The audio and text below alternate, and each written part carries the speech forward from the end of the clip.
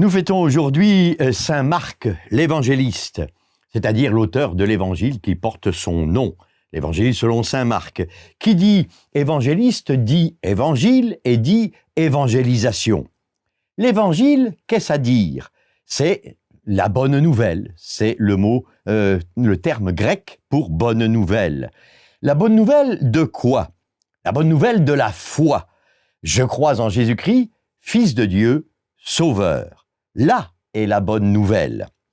Saint Irénée, dans son traité de l'Adversus Héréses contre les hérésies, nous rappelle que l'enjeu de l'Évangile, c'est cette foi en un seul Dieu, Père, Fils et Saint-Esprit, reçue des apôtres et proclamée par l'Église, disséminée à travers le monde. Voilà donc le mot évangile. Maintenant, quant à l'évangélisation, je constate que souvent, on met ce terme un peu à toutes les sauces. C'est quoi évangéliser? Le cardinal de Lubac nous mettait en garde, je cite, « Le christianisme n'est pas un moyen au service de la cité terrestre et de la civilisation. » C'est vrai que l'Évangile ne doit pas servir à la cité terrestre seulement et à son aménagement.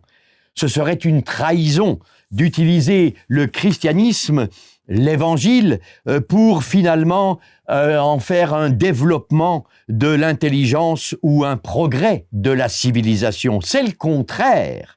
C'est à l'intelligence et à la civilisation d'être au service de l'Évangile, c'est-à-dire de la foi.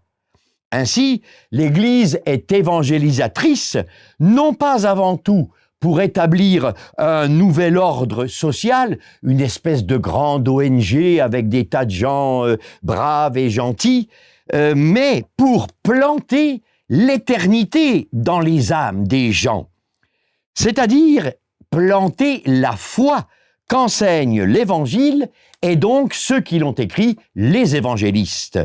Le reste viendra par surcroît.